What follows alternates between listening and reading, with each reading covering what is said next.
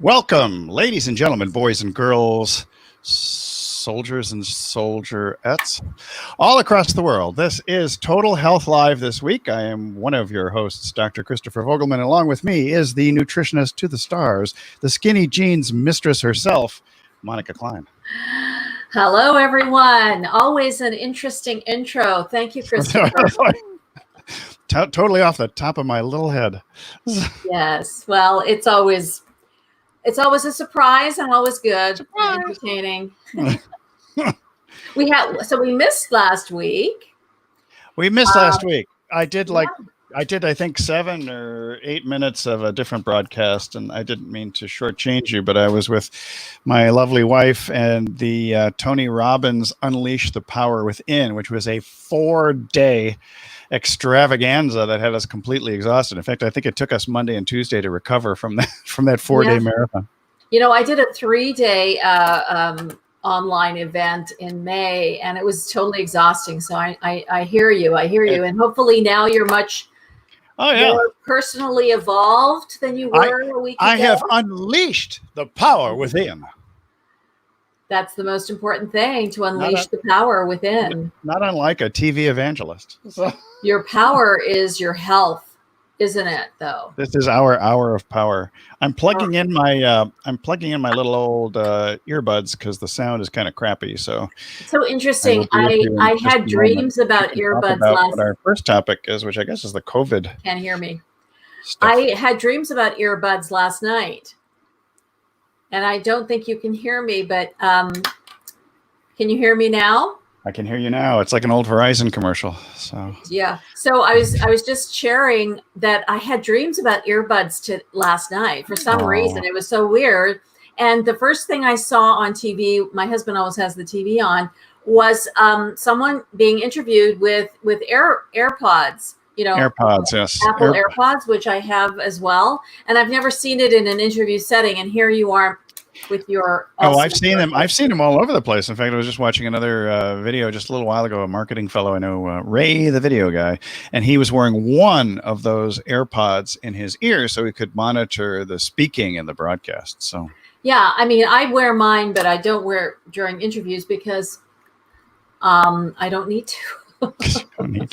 Yeah, our speakers have been blowing out. We're probably have to get 2 new laptops, but we're trying to postpone that for a little bit, in part because it takes forever to get stuff delivered during the quarantine times. It does for you. Are you finding that? Because I'm getting packages pretty quickly. We've had deliveries from Whole Foods the same day, like within 4 hours. And other times it'll take 3 days to get a window. Yeah, there is some inconsistency. So that's Instacart, right? No, it's strictly Whole Foods. Straight through Amazon? The Amazon website to Whole Foods. Yeah. I have not used that. I am very, very fortunate to have wonderful people in the community that are shopping. And it's just really lovely. Sorry, I'm actually hooked onto one microphone with my earbuds. Okay, that's better. So, yeah, I was just saying that I'm very fortunate to have people in the community that are able to shop for us. And, you know, I don't know if I shared this with you, but 3 years ago, I had a torn tendon in my ankle. So I was in a boot. Oh, boy. And, you know, my husband was in a little better shape than he is now. So he was able to do some things. But I literally had to request. I requested through Nextdoor.com if there were people in the neighborhood that I explained my predicament, and I asked them if you could help us out with groceries. So we had that for 3 months, but I asked that, and within, I'd say 20 minutes to 30 minutes, I had about 35 people saying, yes, how can I help? That's great. I mean, that restores my faith in humanity when I hear a story like that. It's really quite amazing. I mean, everything takes a village, which is what I'm really, sometimes I forget, and there's periods in your life where it's like so evident, and then you forget, and then it's like, oh yeah, that's it. Takes a village. Sometimes it takes the village people if you want to party. Yeah, music helps. Music helps. Fun helps. Yeah. So anything you have to share in the COVID updates? We talked about doing co-videos. We've also talked about the COVID 25, which is similar to the freshman 15, but we'll get to that shortly. Yeah, we will. And it is not going away. The No. COVID-19 is not going away. And so is the problem with COVID 25-30, if you want to call it, or quarantine 15. But I mean, we're sort of settling into this time. And, 2 months ago, I was saying we're in an adaptation period, but now it's more like, we have to adapt like 5 times, 10 times throughout the day. Rinse and repeat. Yeah. But, my best recommendation is really to turn off the mainstream media. It's just so fear-based. And I mean, sure, if you want to get some news and information, there are great sources also on YouTube, some credible sources. I mean, there's lots of non-credible ones, but, you have to turn it off. We can't live in this fear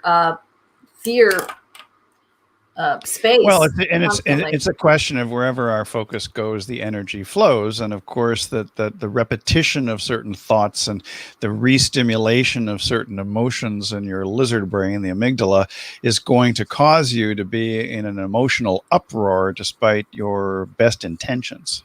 Fight and flight. I mean, it's just wearing on your body and your mind, and it's just know that you will be guaranteed, if you turn on the TV, you will be guaranteed that you'll be immediately in a fight and flight response. To a certain extent. I think it also depends on if you look upon things somewhat philosophically. And I got into a little bit of a row with somebody by just saying, hey, look, you know what? The virus is pushing forward with its right to live, just like humans are pushing forward with their right to live. So. Yeah, I mean, there is a purpose. There is a purpose to this virus, and there's certainly lessons being learned. And we're going inside more. We're checking in with ourselves more. We're being, there are benefits in crises. Yeah, and I think it's taking advantage of the opportunities that are presented to yourself as opposed to being focused on the limitations that have been presented. Yeah. So. I have referred to Dr. John Campbell several times in the past month or so. He's based in the UK. He's a retired nursing professor, and he does a daily video on YouTube. And I was just watching. He's very updated, and he sort of synthesizes what he's getting from all media and all government agencies throughout the world. So it's a very global perspective, and it's really quite interesting to hear what he has to say. Just today, I was just before we came on air, I was looking at his Today video, which came out 4 hours ago, and he was talking about how he was showing the graph about the cases in the U.S., how they were going up and up and up, and then the data was being re-siphoned into a governmental agency, and now the numbers show that they're going down. So he was surprised that the news media hasn't, grabbed onto that story. Well, it actually has. I think there's just an overwhelm within the media of all kinds of things that are happening simultaneously. Like I have friends in Portland who've encountered, the police, the federal police force with no identification and stuff. And so there's so many different things that are going on simultaneously. It's very easy for consumers of media as well as for reporters themselves to move on to the next sexy story, as opposed to really reporting things that are more statistically relevant.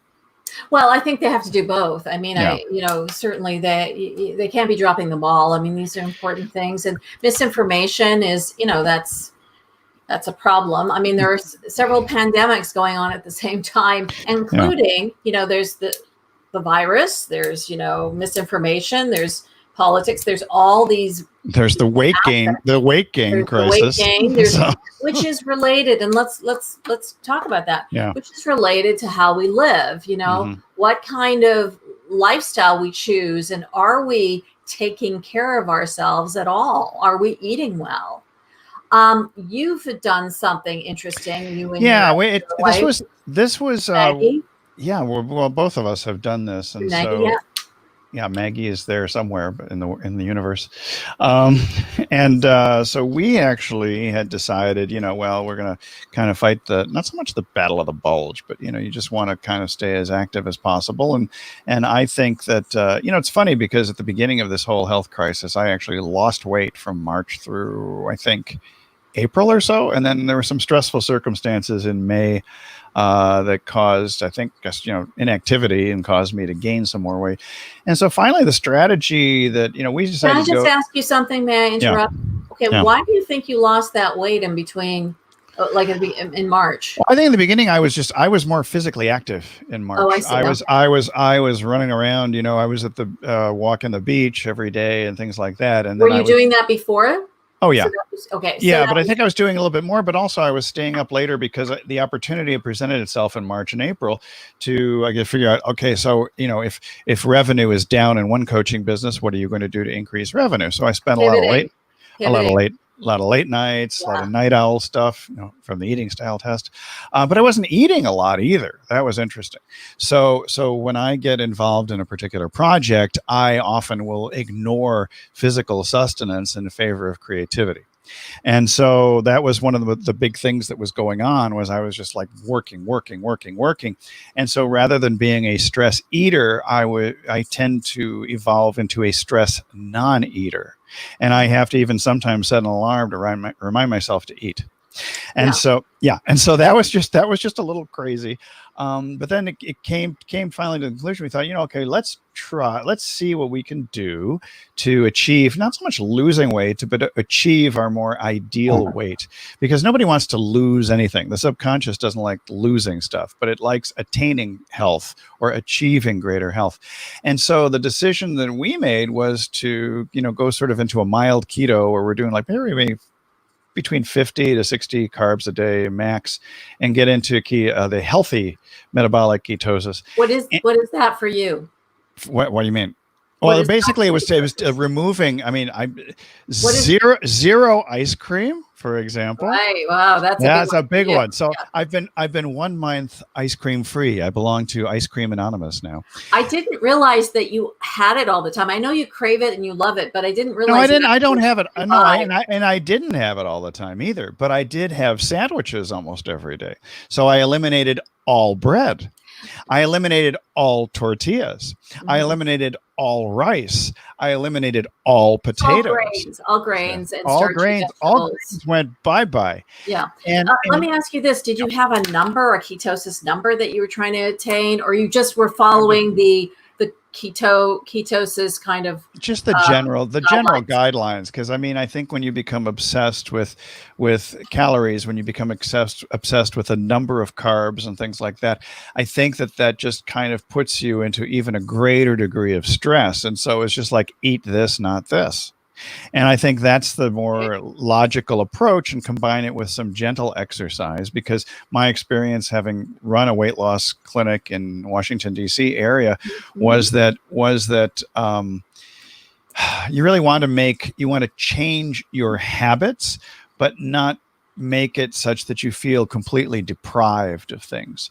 And I think increasing the amount of water, doing lemon water, doing a number of these other things, and just getting some walking on a fairly regular basis was very helpful, and getting enough sleep, because often people who are short on sleep will also tend to gain in terms of body fat.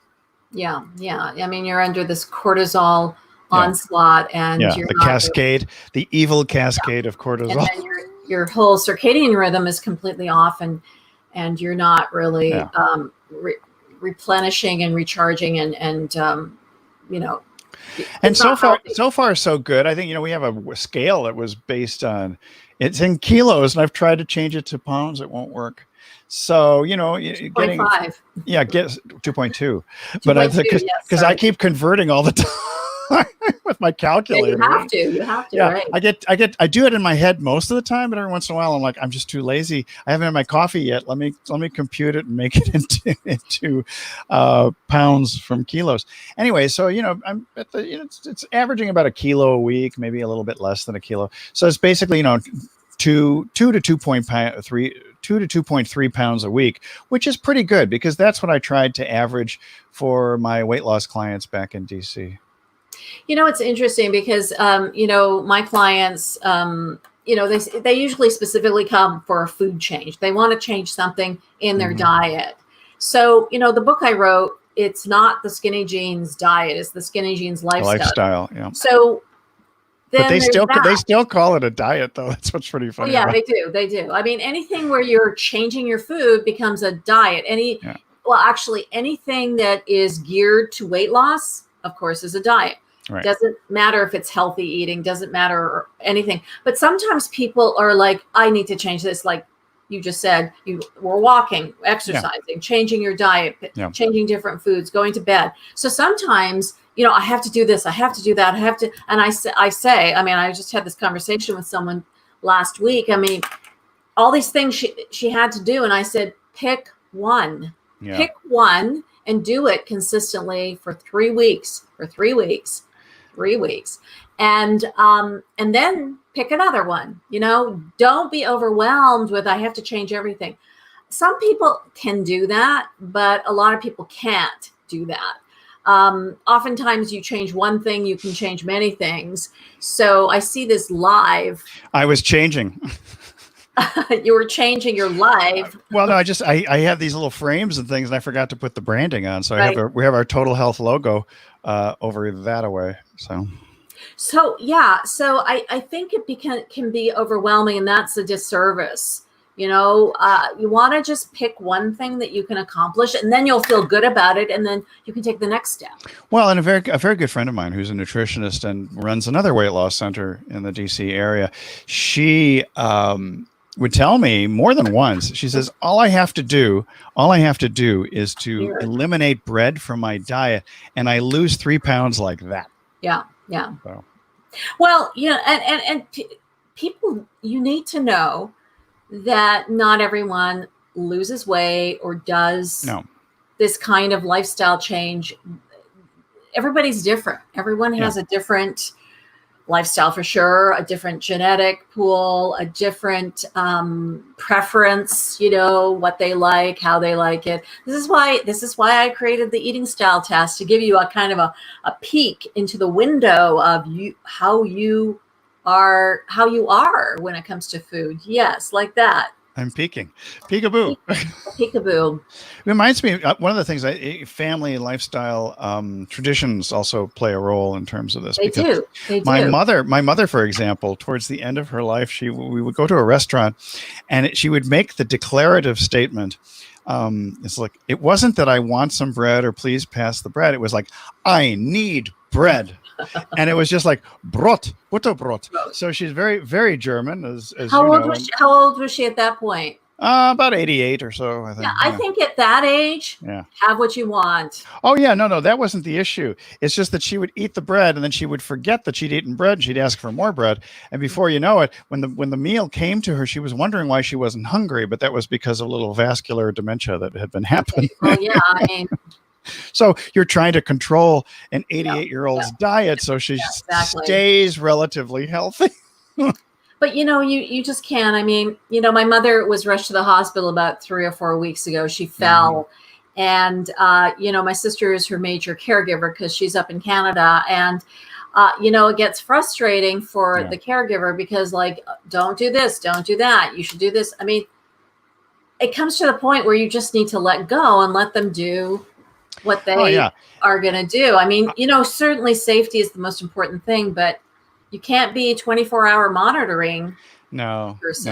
And at the same time, you have to consider the fact that human beings still have the power of choice. Now, it's a little challenging when somebody has severe dementia. In that case, you have to balance out, what's best. But if I have, which I have had in the past, a 95-year-old patient who wants to go back to smoking, I'm not going to stop him. I mean, how can you really? No, and I mean, and if that's one of the last pleasures he has 3 months before he passes on, who am I to say that this person has to do this and that? So, But you probably would say, I recommend that it would. yeah, no, but at the same time, maybe not even, at the same time, though, I mean, if somebody who's a terminal patient and decides he wants to have a cigarette and he's got, and he passes away 3 months later, I don't believe that smoking that cigarette gave him cancer and that caused him to not pass at away. all. So anyway, but that's the extremes. So when we're looking, so what types of things have you changed since? Well, I definitely have. I'm sorry. I don't have a team doing my hair and makeup, so I'm always fidgeting with my hair. And my dad used to say I did that, so it's a fidgeting thing. You need one of those fidget spinners. You're just going to run around. So I apologize. I know it can be annoying for people. But mind you, I didn't notice until you pointed it out. Yeah. Okay. So that's the difference. All right. So let's move on and not talk about it. Well, let's talk about different things. Well, I am the opposite of you.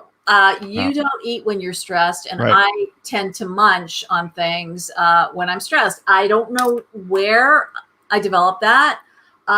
Perhaps I think that some of my siblings do that, but that's what I do. And so, like you, I was working on project. Well, we were working on a project. We did our new normal diet the end of April into May, and that was like really a lot of intense work.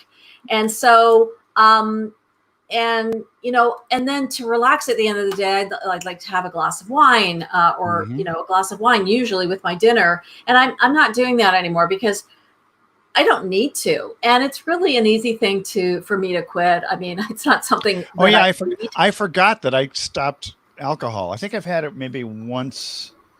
No, sorry, maybe 3 or 4 times in the last month. It's just something that whatever you choose, it doesn't have to be that glass of wine with dinner or bread or whatever you choose. If you could stick with that one thing, this is, I think, the most important message I'd like to send today. If you could just stick with that one thing consistently, and you will feel really good. You will feel like, okay, check. I have accomplished something that will make a difference in my health and my life.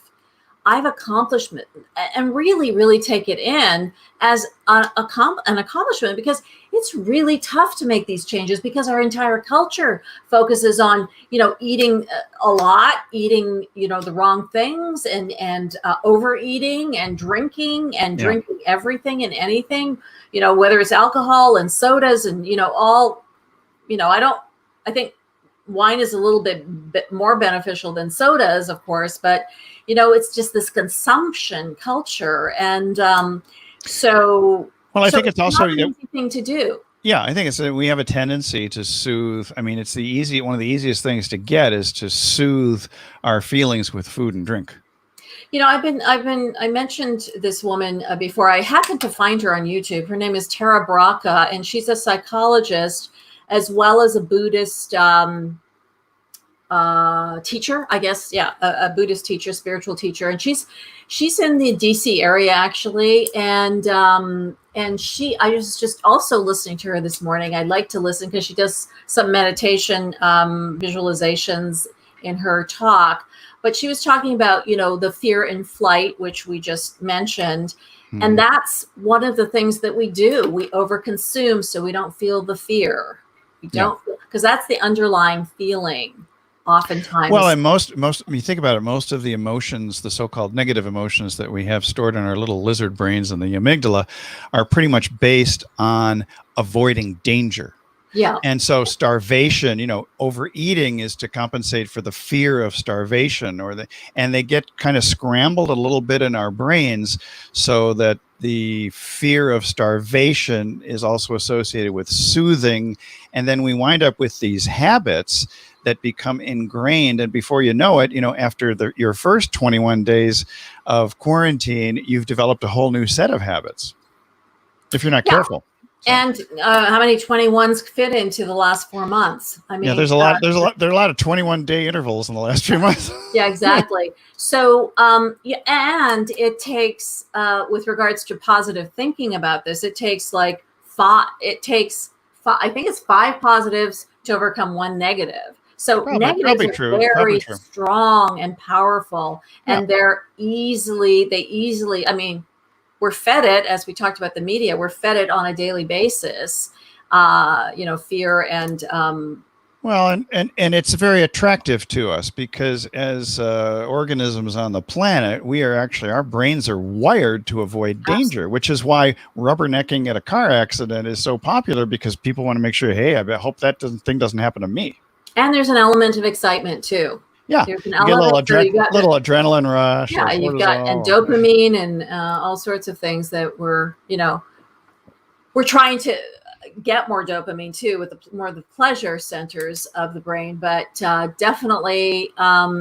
So again, pick one thing, and I will keep repeating that. Just pick one thing, and then you'll feel a sense of accomplishment, a sense of, So have you picked one thing? Because you're not an ice cream addict. No, well, I think the glass of wine in the evenings. The glass of wine. Okay, there's the one thing. Yeah, Okay. and so, I have a salad, and I have, I'm pretty consistent, and that's another thing that's probably another real valuable thing to do, to have, is some consistency in what you're doing. Pick that one thing, do it for 21 days. You'll probably want to continue, and it becomes more automatic the less you have something, the less you do a certain thing, it becomes less habitual. Yeah. I mean, I do like consistency, like the consistency of Ben & Jerry's New York Double Fudge Crunch. I do like that consistency, but I've been consistently avoiding it. So there's that whole other thing. I mean, you're kind of like not, I wouldn't say consume, but you're I'm actually not. I've only mentioned Ben & Jerry's twice in the last 2 days, and haven't mentioned it really for about 3 weeks. And your thoughts, you're not really thinking about it, really? Not really. In your terrain. I got blasting Tony Robbins through the giant TV here at the house, and there was never an issue of ice cream during those 4 days. It's like a decision. You make a decision where, however you make it, sometimes it's from the heavens, sometimes it's like out of your reach. Sometimes something happens and it triggers something. Just something connects in your brain saying, I think I'm going to do this, rather than like, I gotta do this. It's like, I think I'm going to do this. I think I'm ready. Right. Well, we talked about the things that we've given up. So what kinds of things have you added to the mix that is the Monica Manifesto? Well, I think this is adding and subtracting. Okay. It's letting go of controlling things. That's too huge. Much. Yeah. Feeling more comfortable in letting others step up to the plate. Mm-hmm. And that's sort of a tough one, I think, for a lot of people. It's sort of like, I'm going to test it out, and it just has to sort of evolve, I think. I think that's a little bit different than actually giving up an item or, a food, something like that, I would think. Well, control is a really big thing, because I think, when you're business people, which we are all self-employed here, you have this notion in your head that I'm in control. No one can do it as well as I can. But we've had the experience, which is if I can give it up to somebody else and outsource it, and they can do 70 or 80% of the quality of job that I can do, that's a big stress reliever, because you can always edit the 20%. Yeah. I mean, I had someone here yesterday, and she just her being here was a huge relief for me, because I could focus on what I needed to focus on rather than on the other. So you added a staff person.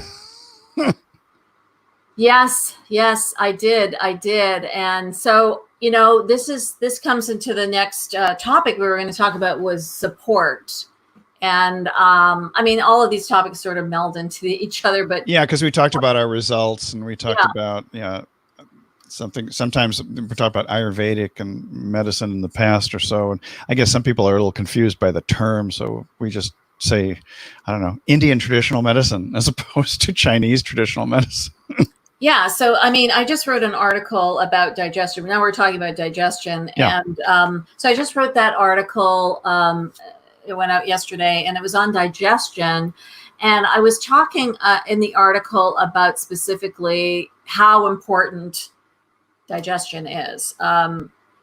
Gandhi said, I opened up with Gandhi said, your health is your wealth, not silver and gold, but your health is your wealth. And so leading into the Indian way, Ayurveda, 5,000-year-old tradition, and digestion is everything. So if you can't digest your food, your thoughts, your life, you are going to be susceptible to illness. And so, a lot of people eat really poorly, like really bad, not even nutritious, real food. And that you can't survive on that. Your body doesn't. I mean, you can survive. The quality of your life and the length of your life are cut short, but you can't. It's like, but is that really living? Are you just sort of like sustaining a very low level of existence until you're called home? Well, you will succumb to illness. There's no doubt if you're not giving your body what it needs, you're not going to be healthy. You're definitely not going to be healthy. And not only giving it what it needs, but also breaking it down so your body can use it. So you could eat the best food, like the healthiest and most nutritious and fresh food. But if you're eating on the run all the time, or you're eating a lot of it, or you're frying it, or you have a tremendous amount of anger and frustration. Yeah. I've seen patients who eat all organic, vegan, everything, and they have the most negative attitude. They're always trying to fight people about not eating meat and everything else like that. I've seen those people sicker than the ones who are on more of a traditional, standard American diet, who are very positive and giving and, active in their community and doing all kinds of things. So the mental emotional state can be equal to, or possibly even overcome, some of the lack we may have in nutrition. But I don't recommend that to people. So yeah, and it's sometimes not even what you're eating; it's how you're eating your food, and what's eating you emotionally. Because people sometimes have this attitude and emotion of disgust, which is non-gustatory, non-digestive. They can't digest an idea or an emotion.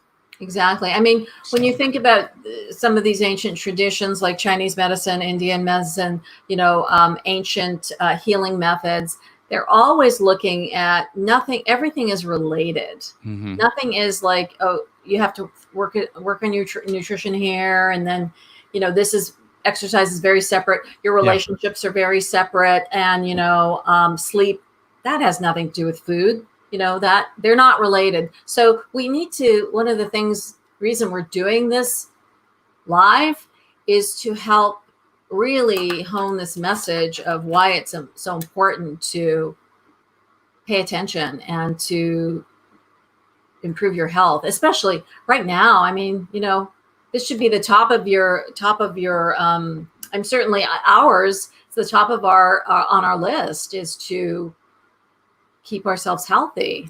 Yeah, exactly. So you know what? We screwed up here. I screwed up. I gave the Marketing Happy Hour link instead of our Total Health Live.